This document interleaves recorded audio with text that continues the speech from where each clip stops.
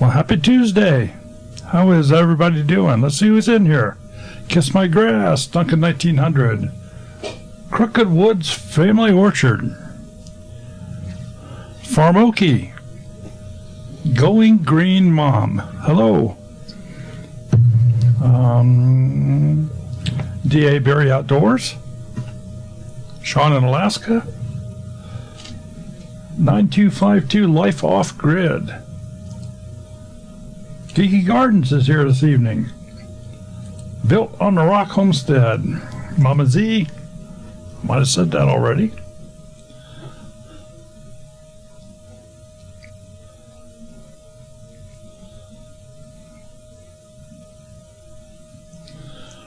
Crooked Woods Family Orchard. Yeah, we talk about that.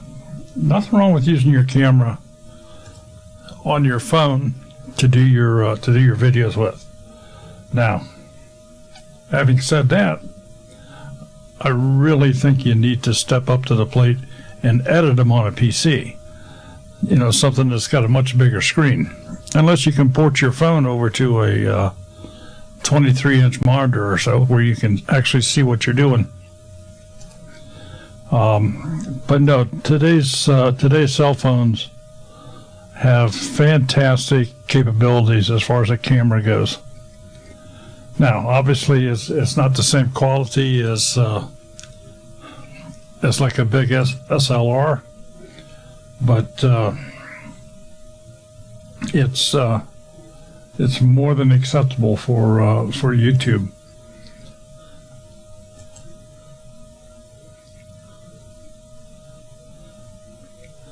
Southern Blessed Homestead.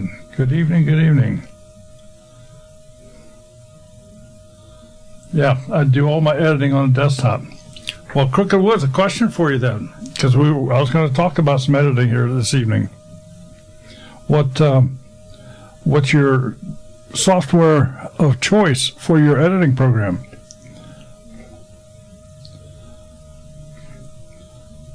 I film on a phone, absolutely. One of the biggest problems that I have filming with a phone in the summertime, outdoors especially, is heat. I have an iPhone, and if I just leave it sitting in the car, like on the console in the car, and the sun's coming in, it overheats. You can't even make a phone call. Yours is an old one too. Well, it's an iPhone 6. I don't know that. Sure, it's a couple of years old, but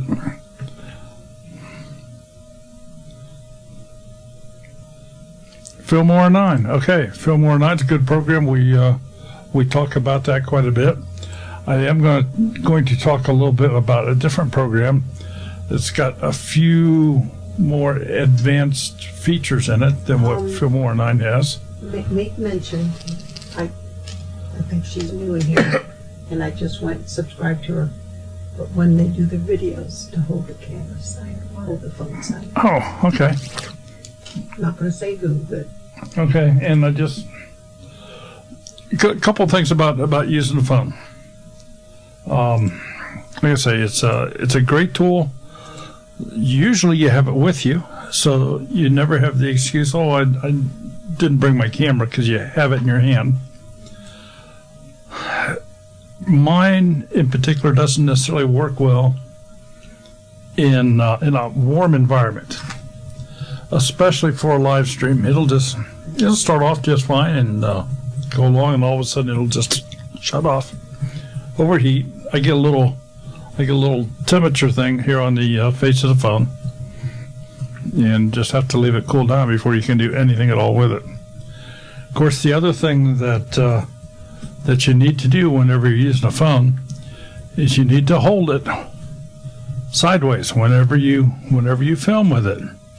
If you want to make a YouTube video with a phone, you need to hold the phone horizontally.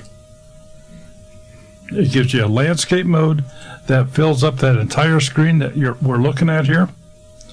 If you hold it this way, which a lot of people do because that's what they're used to doing, All right, that gives you those black sidebars on either side of your of your video, and it just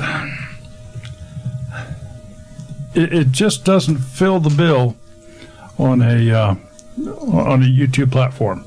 So just hold the phone sideways, make your video. Yay, Barry Outdoors. I'm using KineMaster to edit on my phone.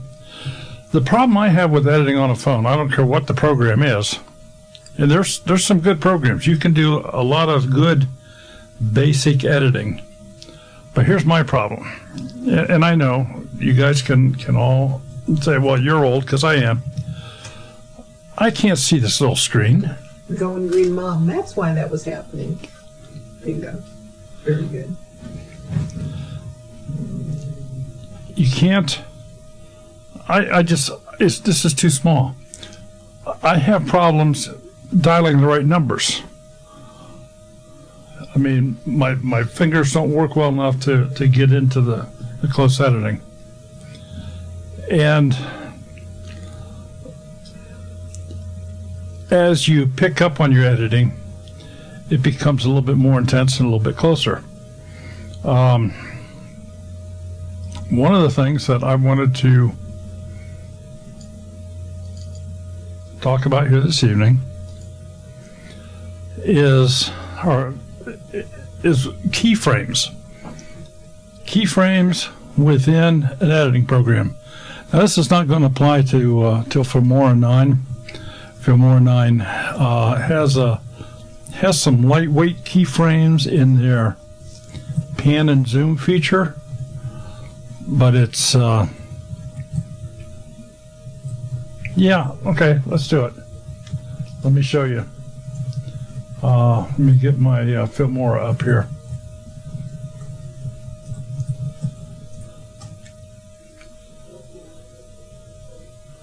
Because I know a lot of you folks have Filmora. We used to tout on that pretty heavy, and this was back in version 7 and version 8. Once they went to 9, I really think Filmora shot themselves in the foot. But I'm not saying it's a bad program. It's just not as user friendly as what it used to be. So let me get this screen over here. All right. So what you got in front of you here? This is Filmora 9, and well, let's just let's grab something. Here we go. We'll just grab this this thumbnail we used last week. Oh, another default thingy here of Filmora. Let's see. There we go. Got it to come up. So we'll bring this down into the timeline, and just to make it easier, I'm stretching it out here a little bit.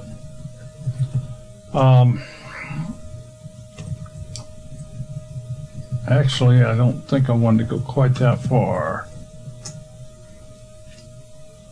Here we go. Let's do it this way. We're going to just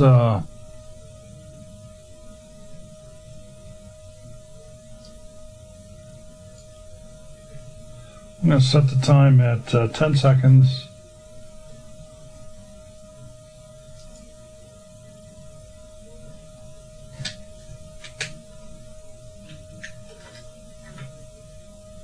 Okay, so we now have a 10-second picture, if you would. The 10-second picture. But to utilize anything remotely like a keyframe in this is if we go to their crop and zoom feature, the crop and zoom here has a start and an end.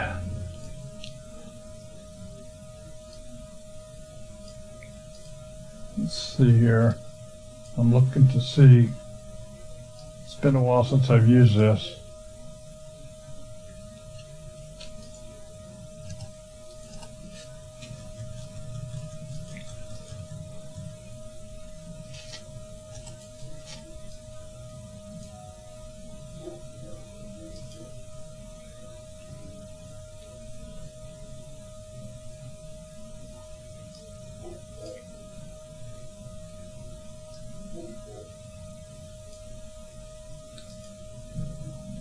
Oh, I know why. There we go. I was just cropping it. We're going to pan and zoom. My mistake, not paying attention to the tools. So you have a starting and an ending screen. So if I crop this picture way down in this upper left-hand corner, and then I want to just have it end at a full screen, and I can test that here.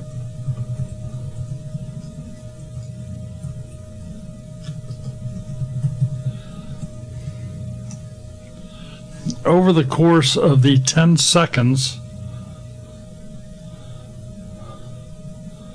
that's what it does. So if I click OK here,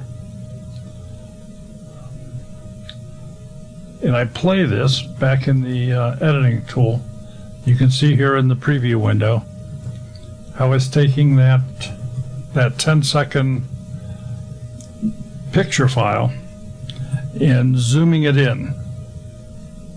I guess you might even say zooming it out, but they're very limited in the capabilities of keyframes here. Number one, you can change the length of this picture.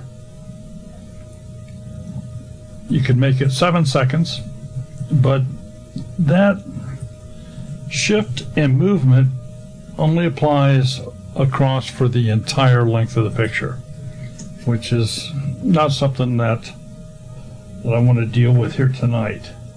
So let's just close this down. And what I have here is Power Director. And again, I have a 5-second thumbnail here. And if I go into the Picture-in-Picture Designer,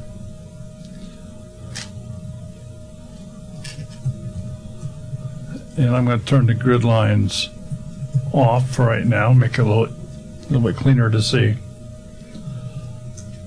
If you notice down here at the bottom, let me see if I can stretch this up a little bit. I have keyframes here for position, for the scale of the object, for the opacity, for rotation, freeform rather than just the scale, and also for 3D depth if we were dealing with 3D videoing here. So what I'm going to do here, this is a 5-second clip, and I can come in here and I can move this anywhere around in here. So if I want to, just for example, we're going to slide this all the way over outside the window. Now, this black square in the middle here, that's the window. And that has affected the position of the picture. So I'm going to set that with a keyframe right there. Now, let's go to 2.5 seconds, which is 2 seconds and 15 frames, because I'm using 30 frames per second here. So there's 2.5 seconds. So in 2.5 seconds, I want this to be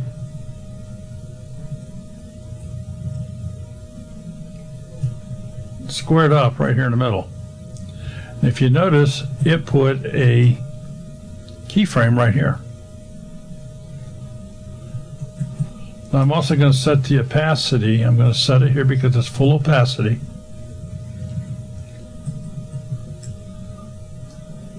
And now, Mama Z wants to know what program that is. It's Filmora, isn't it? no, this is Power Director. Oh, Power Director, sorry. This is Power Director.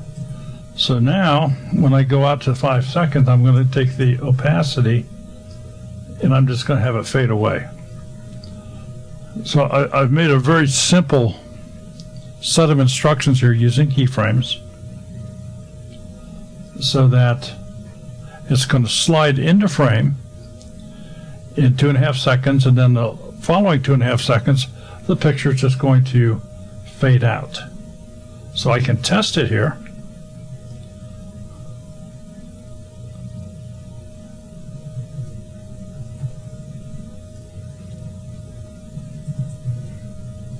And we'll just do it again. You can see what it's doing.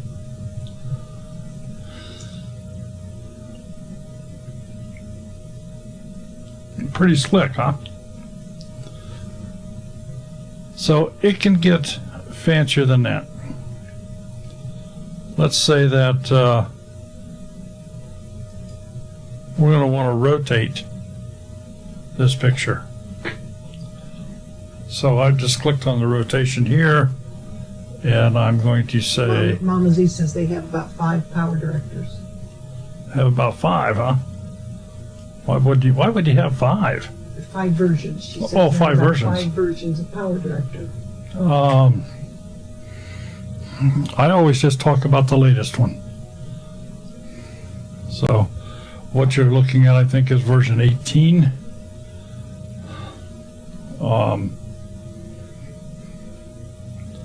And I'm going to go down here, and for the rotation, let's say 10 times 360 is 3,600.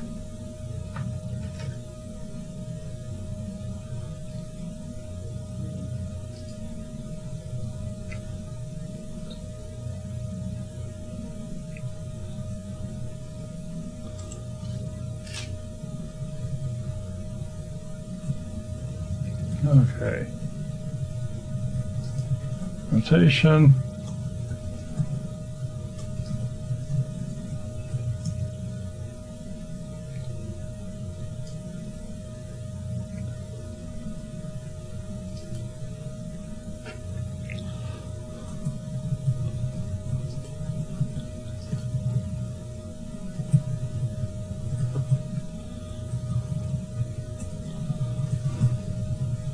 I'm sorry, I've goofed something up here.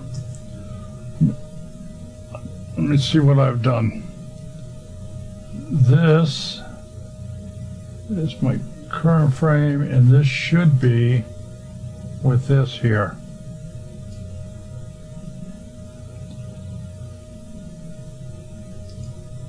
I get to here, it's in the middle.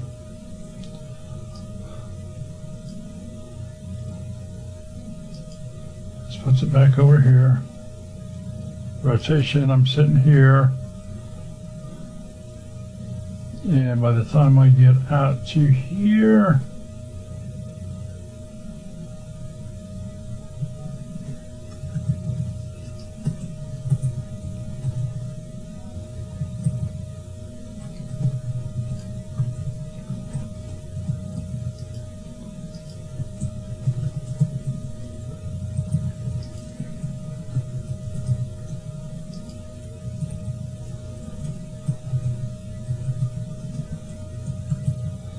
okay, let's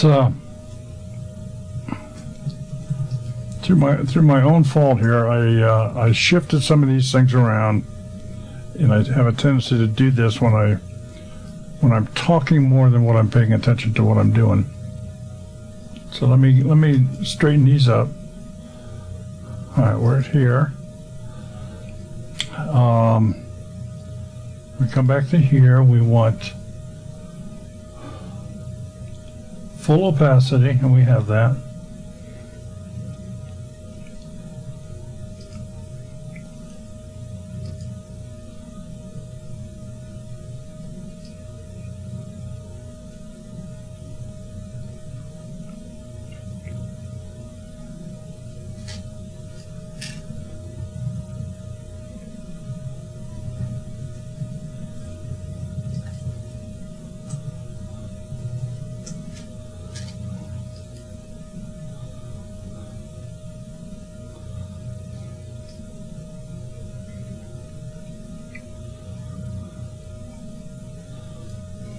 Well, I'm not sure exactly what I've done wrong here, but it is not allowing me to do the rotation, and I'm a little surprised at that.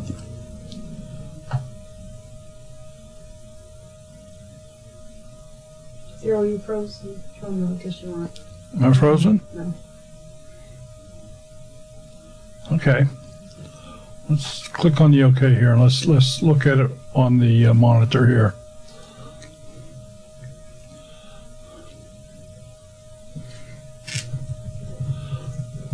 All right. Now, with the Power Director, whenever you have modified something on the timeline, a small square block with an I on it, for I assume it stands for information, appears in the lower left-hand corner.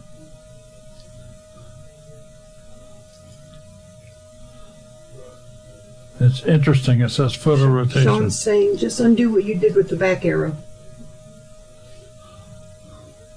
Well, you can do that, but that, I don't know how many steps I made in the interim. Now, I'm going to increase the size of the line here to make it easier for you guys to see.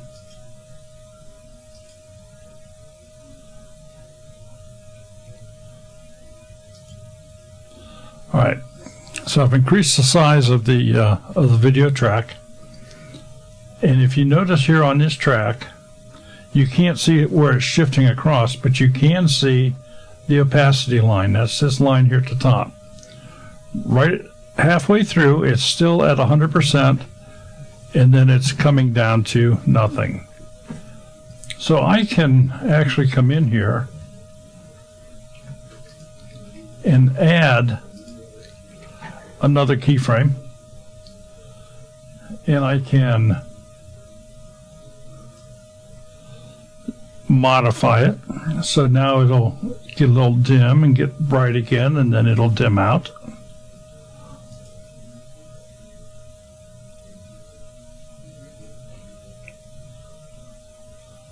And if it wasn't dramatic enough, we'll just come in here and we'll just dive it down this way.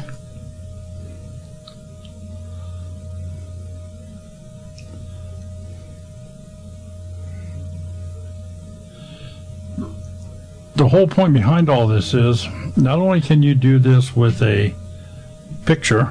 There is a noise. You can hear a noise in the background. Something's going on. Oh, they're saying there's a noise. Yeah, I just checked it on the phone. Yep. What,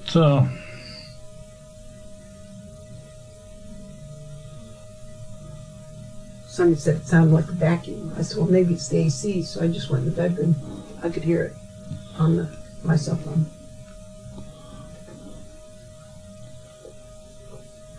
So, but could you tell what it was, what it is?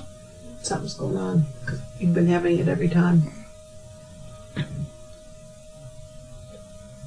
I mean, it's not loud, it's not, but it's constant.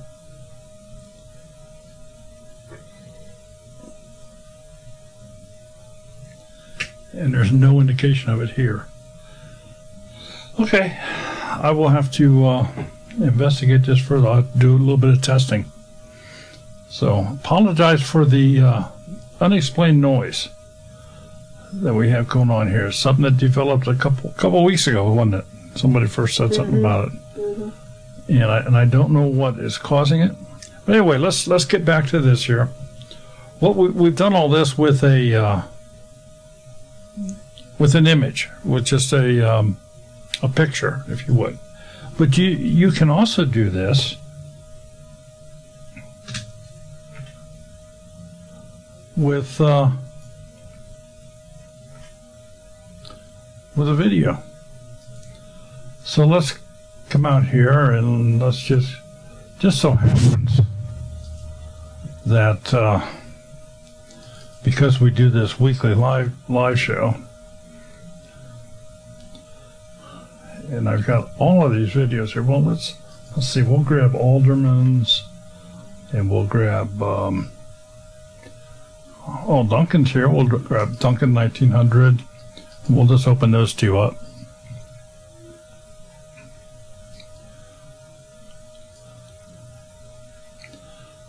Now, when you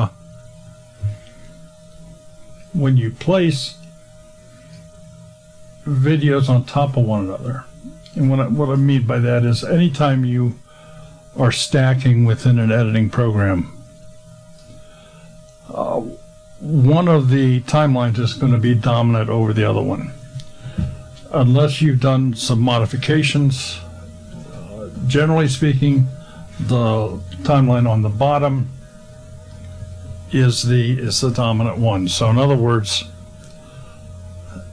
as this plays, and I'm going to just shut off all the sound there, but as this plays, you won't see this one on the top here at all. This is just on the bottom. And of course I can turn that off, and now you'll see the one on the top.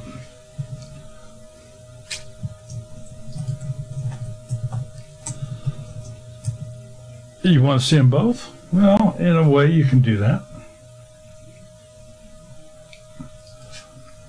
Let's go change the attributes of the one on the bottom, the blending mode. And let's just do an overlay. So now, when this is played, and we have them both turned on, you can actually see the one on the bottom kind of in the background of this.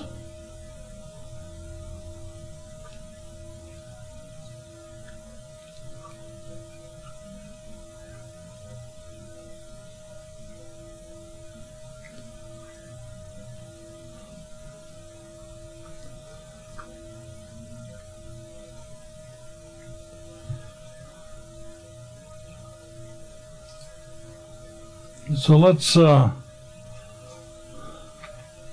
change it again.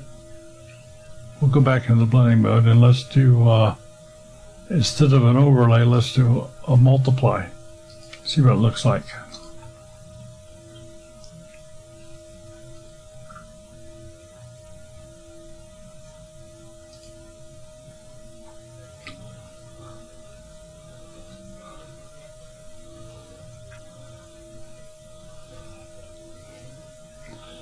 It's still pretty dominant on the top, on the top video.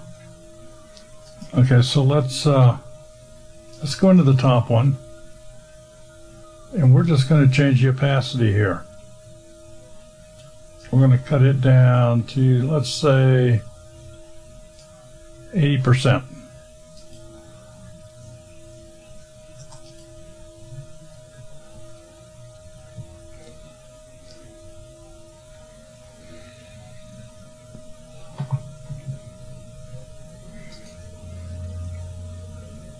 And let me just make this bigger so it's easier for you all to see.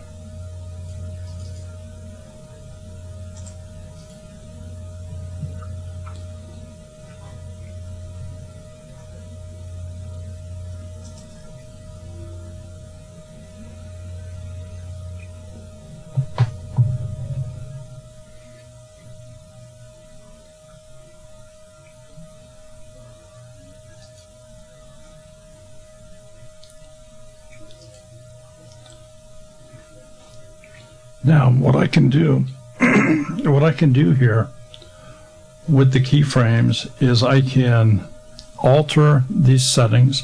I can slide videos back and forth over top of one another. Let's reset the track heights to medium. Another thing you can do is in the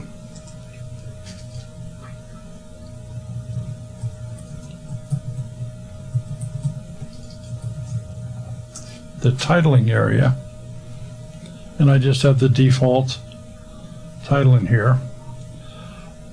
But let me make this bigger so you can see it all.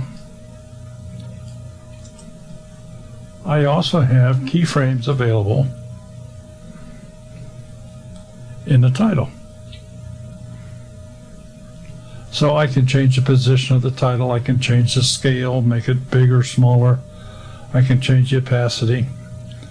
I can do all that with the title. I can customize this entire title for however long the duration of the title is. In this particular case, it's set at 5 seconds, but I could have it set for a very long time.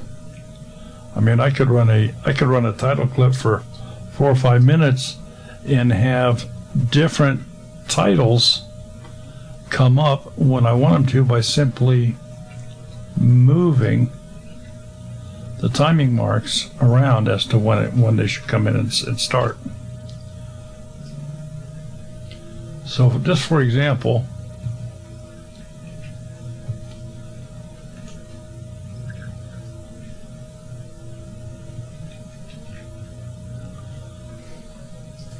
we'll just use sample text. I'm going to go ahead and I'm going to center it horizontally, and I'm going to align it to the top.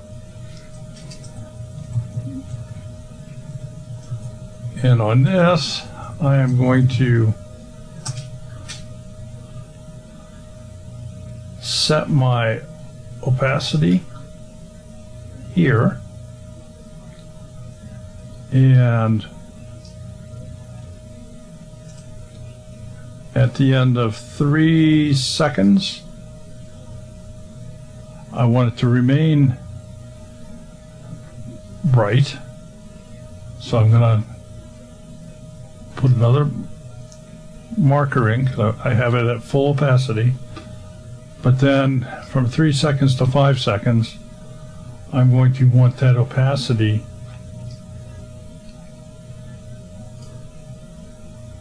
to drop to nothing. Oops. Where am I at? Here we go.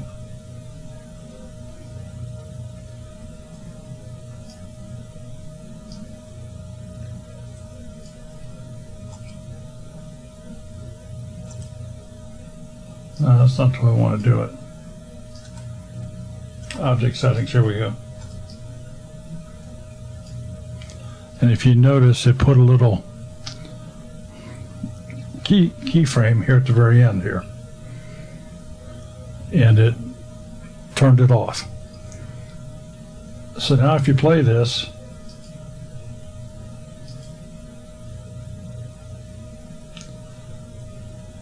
it'll just fade out.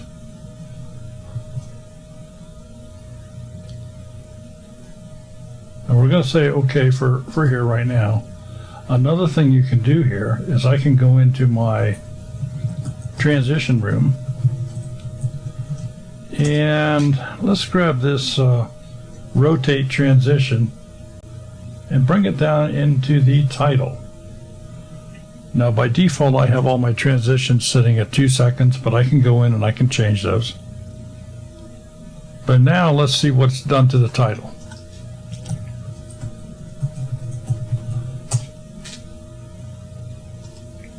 Did you see how I just rotated it up in there?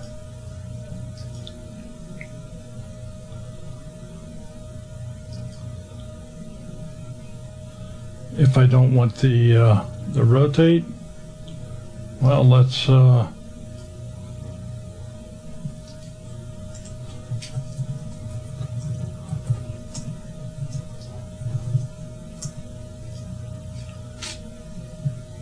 and by dropping it over, it just replaces it. And I didn't much care for that. Let's try this one.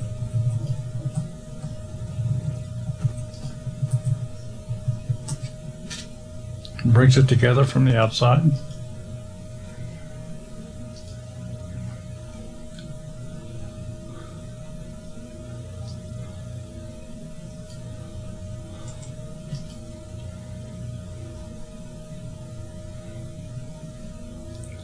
So I have all these different effects that I can use with the title in a very, very short period of time and create whatever I want to fully customize doing to the design that we're making.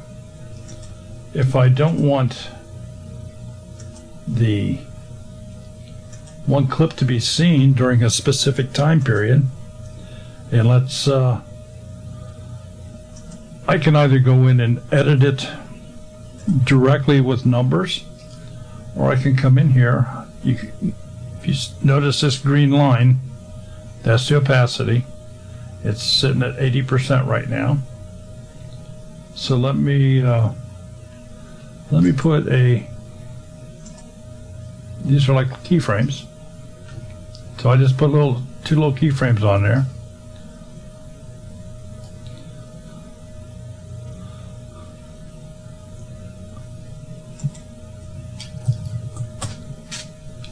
And the reason that I put 2 on is I've anchored it with the 2 in the middle here has been anchored. And then I'll go to the outside one and I'll bring it up. So I have it at full, 80% strength over here, and it drops down to nothing, and then I have it going up to full strength and then tapering back down to 80%. So let's see what that looks like.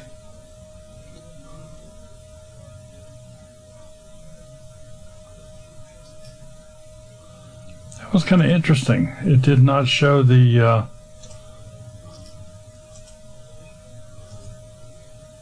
why didn't it show the keyboard?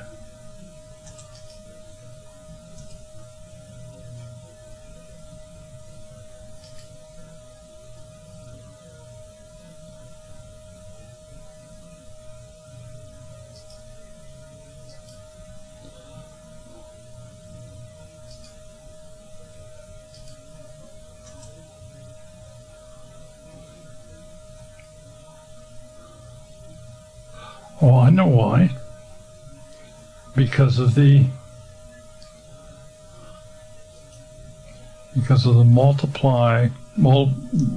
attribute on the blending mode. I have it set to multiply. If I have it set to difference, or better yet,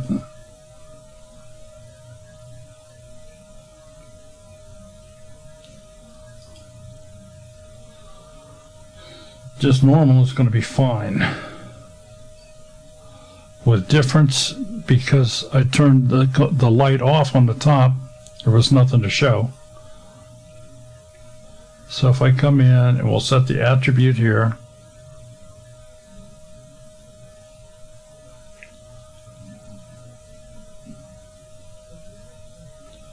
and we're going to set it to let's try screen.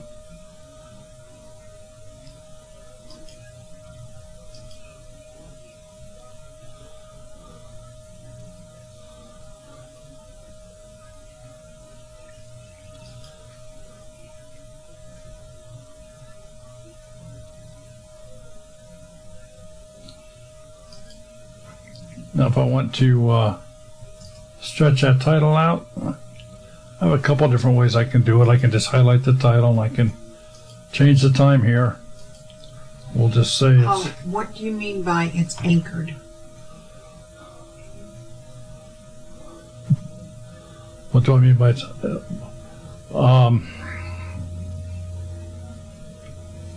locked in place is what I meant when I said that it's locked in place.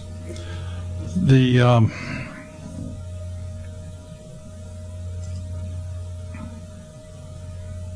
let me increase the size of this so it's easier to show. Track height, we'll go to large. And I want you to notice, because this isn't in a browser window, I don't have my marker. All right, so where I'm making a circle right here, there's a little point right here, a little point right here. And those are on the opacity indicator for that video clip. So what I've done is I've taken this indicator, and I can get rid of it. Let me, they're only active when that particular clip is active. In other words, I've highlighted the clip. That's why you see the bright blue. And right here, if I hold down my control key, and I know you can't see me doing that, but if I do that, you can see that it turned into a little tiny trash can there. So I can take it and I can delete that anchor, if you would, or that little speck on the line. And when I did that, it took it away, so the next anchor point on the opacity line was up at 100%. Now if we go back, here we are at 0%. Because I took that anchor point out, it's going directly from 0 up to 100, but it's doing it over this period of time. If I don't want it to gradually get brighter over that period of time, I need to put another anchor point in here somewhere. So we're just going to put one in. We're going to make it right there. So right there's a little anchor point. I'm going to grab a hold of it. If I can, there we go. I'm going to grab a hold of it, and I'm going to bring it down now to 0%. And I'm going to give it a little bit of a grace period here to jump back up. I'm going to turn off the second line here. This way you'll be able to watch how this now works the opacity again. Went down to nothing. And it was so fast it looked like it just kind of popped back in. But let's go back.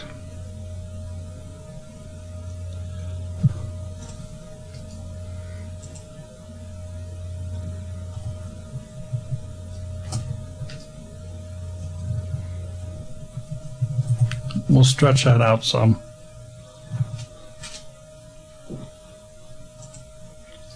So now when we play it, you'll see it gradually fade back in.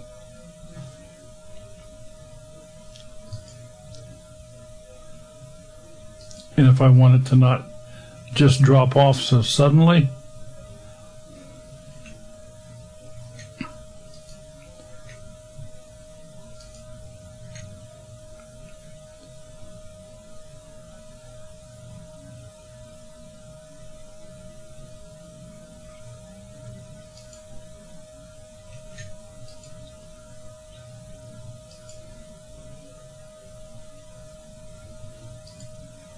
come on.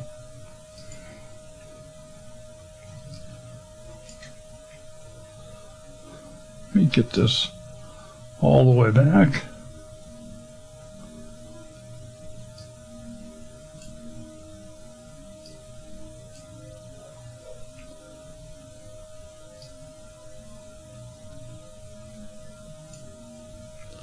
Okay, so now what I have is it's going to gradually dim down and then it'll get bright again.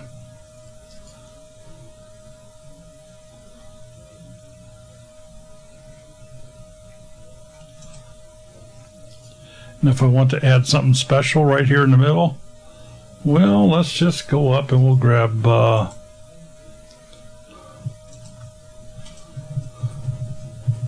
let's see what will show up over top of that.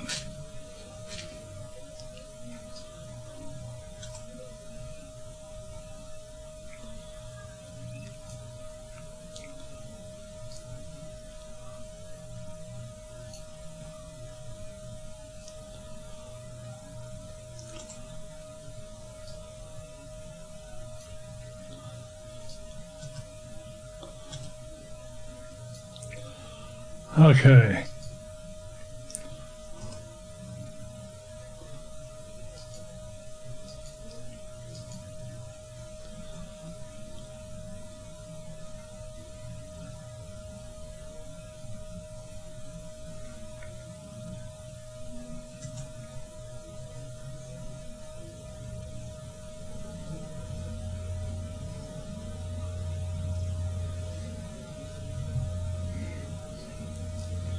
And when we did the Alderman's Forum, we did a lot of the glitching on the video.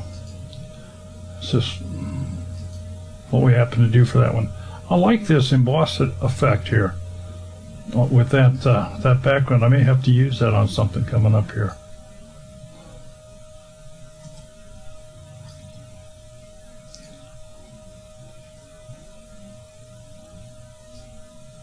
Stretch it out a little further. I want to see, get more of a preview on it here.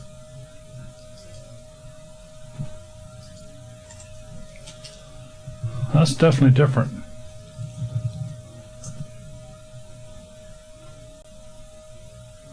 All right.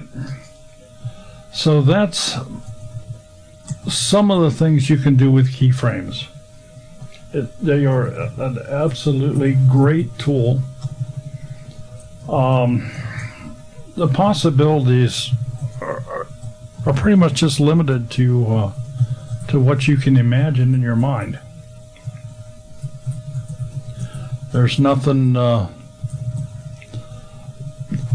you don't have to have the most expensive software in the world to go do this stuff, but you can't. Filmora doesn't have the ability. They're more of a basic program. A lot of the free ones are more of a basic program. Not to say there's nothing wrong with that. They just don't have this capability to do this type of editing. Filmora Pro, you can do it.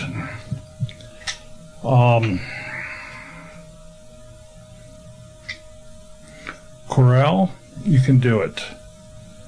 You can do it in DaVinci. You can do it in Premiere Pro. So a lot of the other programs you can most certainly do it in. But I don't think anybody makes it easier than Power Director. It's absolutely a great program, and I'll tell you what, there are lots of tutorial videos out there, and there's going to be more, because I'm going to try doing some short, 5 to 7 minute. This is how you do this in this program. In other words, how do you add particles? Just for example, in with the particle director.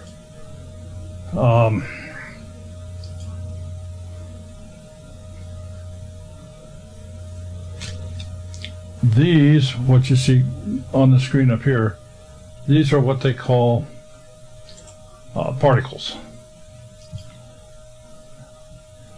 These are where you get your little bubbles and flares and other things moving across the screen.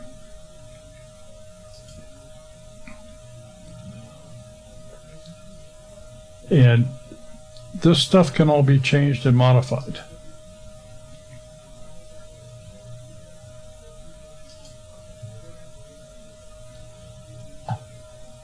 And it's real easy.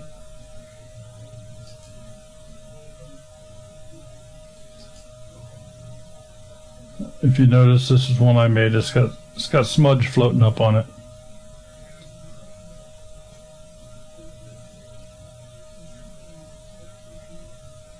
So if we were to take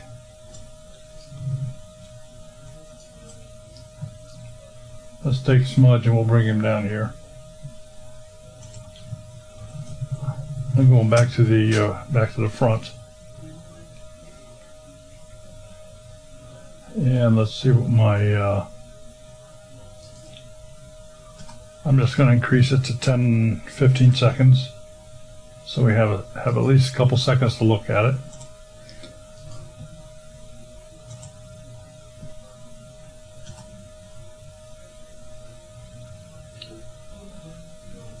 Very interesting. It actually blocked everything else out. as the background came up. So let's okay,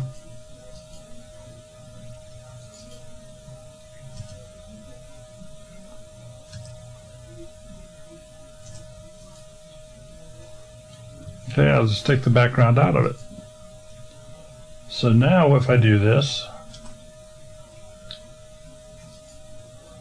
let my computer catch back up.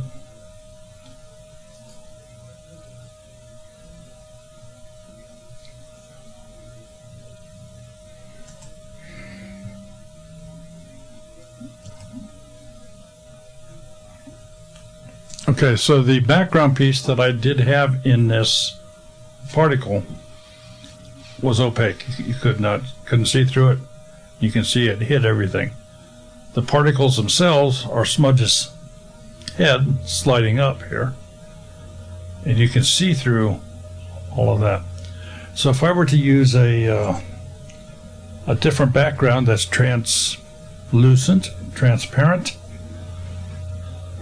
would allow you to see through it, you can then overlay it and see the rest of the content underneath that particular channel.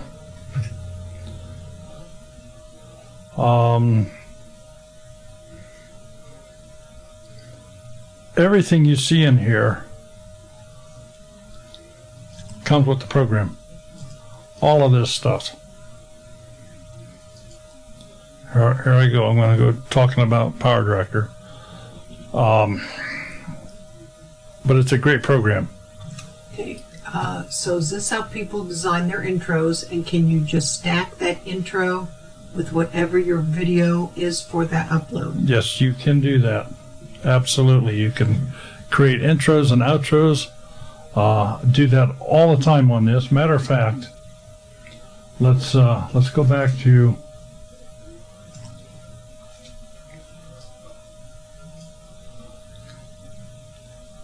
let me minimize these again. We'll take all the tracks and we'll make them medium size. And we'll just remove all of this.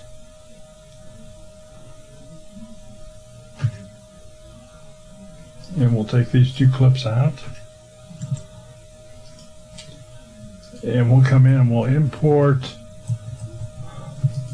Just have to remember where things are at here.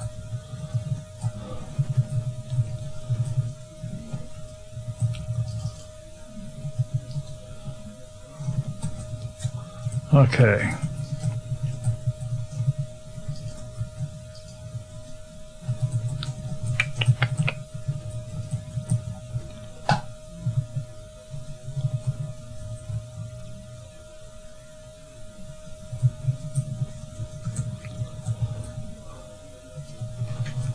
Oh, that'll be enough for just looking at it.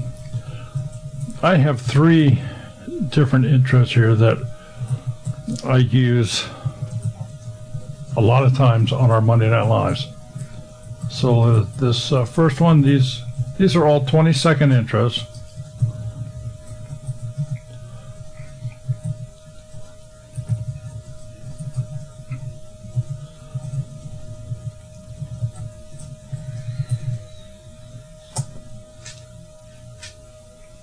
Or I can make it run faster. I can easily bring them down to 10 seconds.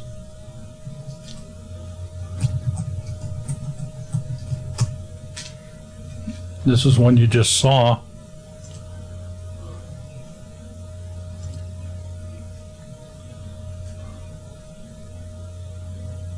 And then of course, this one is another one that you just saw.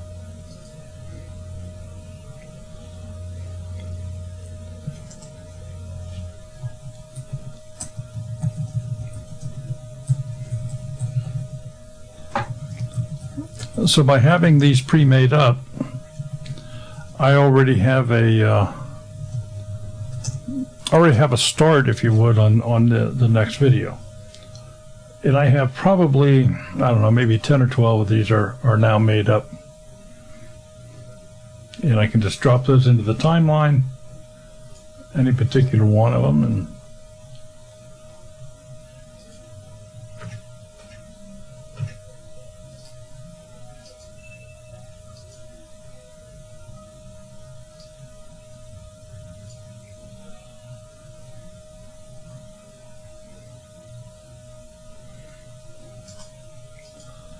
Do it this way so you can see it a little better.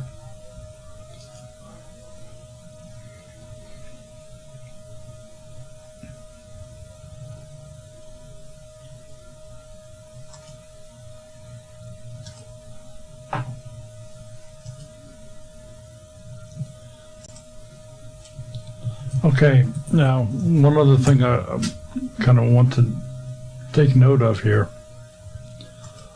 What you're seeing in this screen right now, if you're thinking it looks a little blurry, it does. I have the resolution on this downsized. I have it isn't as clear. And the reason I do that is because it's less pressure on the PC as far as producing the video file and making changes and not letting myself get too far ahead of the game here. So by bringing that resolution down, it makes it much faster. When I produce the video, when I render it, then it comes back in all of its full glory, if you would. So I guess just to maybe show you or to demonstrate that.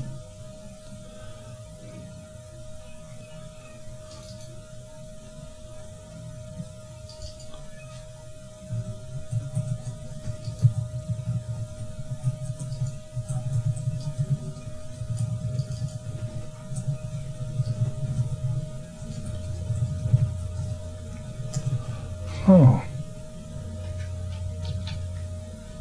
That was nice. All right.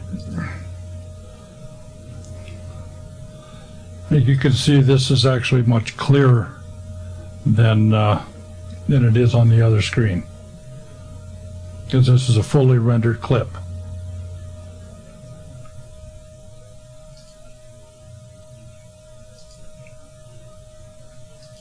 Whereas this one, the resolution's been. I suppose it'd be nice if I played the same one for both of you, so let me do that.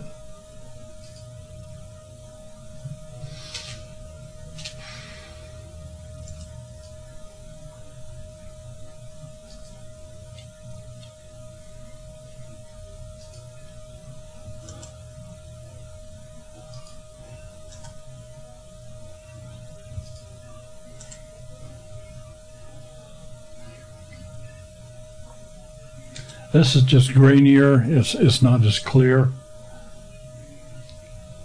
but it's plenty good for me to put it together, and it just allows me more on the back end for the editing.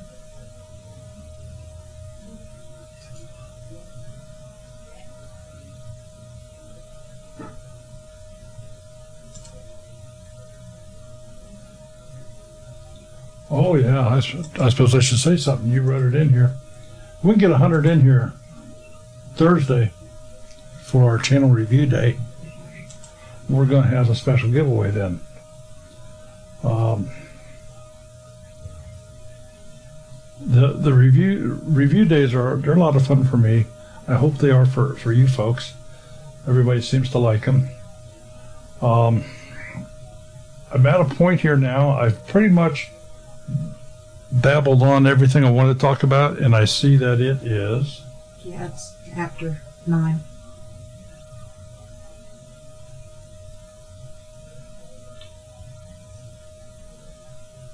But another. All right. Well, here's what it does. I have the resolution on this set down. So when I produce this,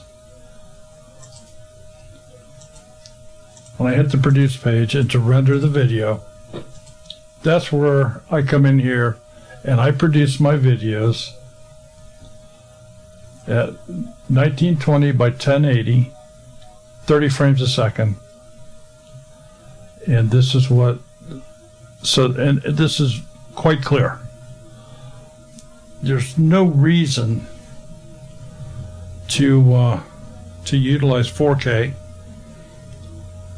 For a couple of reasons. Number one, they're tremendously large files. Most people can't see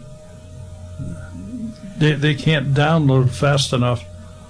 Well, I shouldn't say that, because obviously with a 100 meg pipe you can do that. They can download fast enough, but can their computer keep up with watching, let's just say, a 20-minute 4K video that in actual size is maybe 10 gig? No, they just can't do it. Can't do it on your phone. You can do it with a good gaming We're looking at a black screen, just to let you know. Looking at a black screen. Well, yeah. This is where I would render that, and of course I pick out where I want it to go and so forth, and jump back to the editing.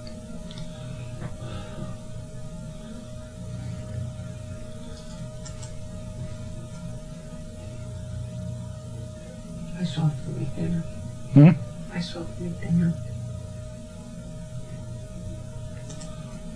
Something else that Power Director can do is I can do a screen capture or a webcam capture with it right here. So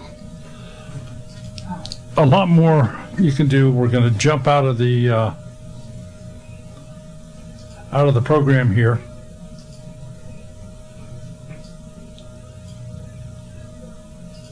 We have some things we have to get done here yet tonight. So let me just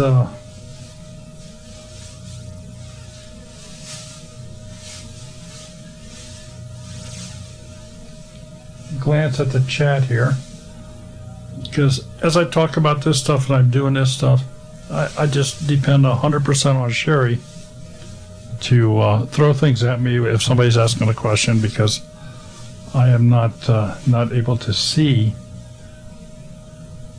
the chat. And I multitask, but not well in this arena.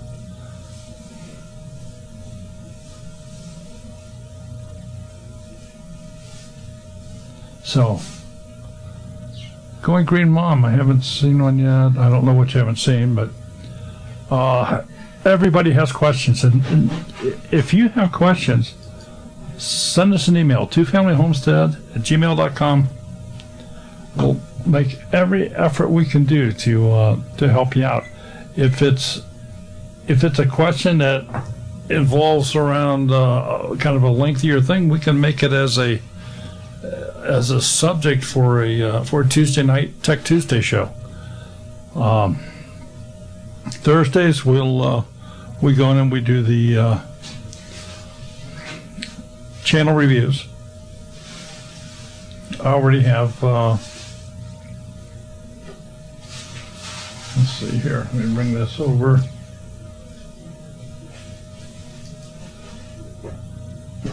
Where did I put it?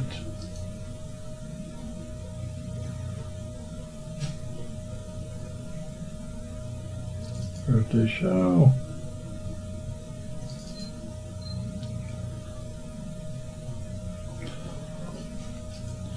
So here's the thumbnail for Thursday's show.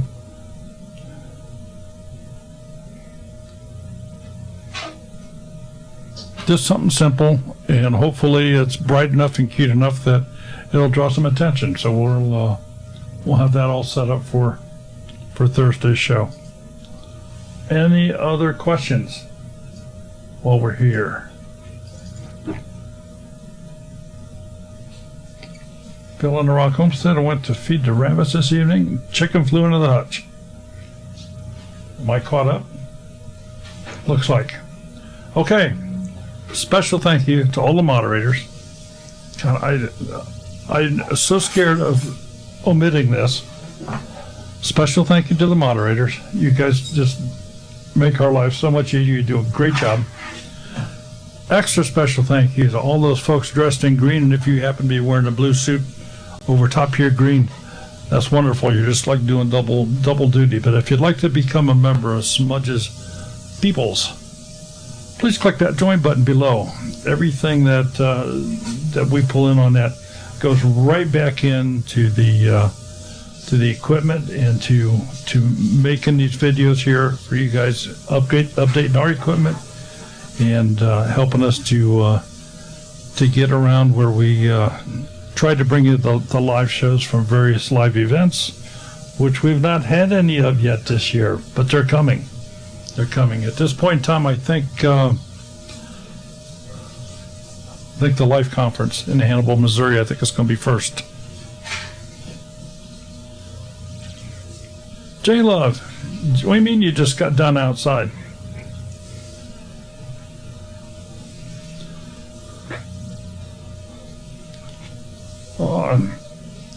In Copper Kettle Farms in a meeting. All right, so if I make this a meeting on Tuesday nights, does that mean you would be attending? Don't know. There's Missy at Shore Homestead. She's got one of the green coats on, and we certainly appreciate that. Everybody have a great week. We will see you come Thursday. Hope to see you all on Thursday. Bring a friend. If we get 100 in the room, we'll do a special giveaway. And take care, folks. Have a great week. Bye-bye.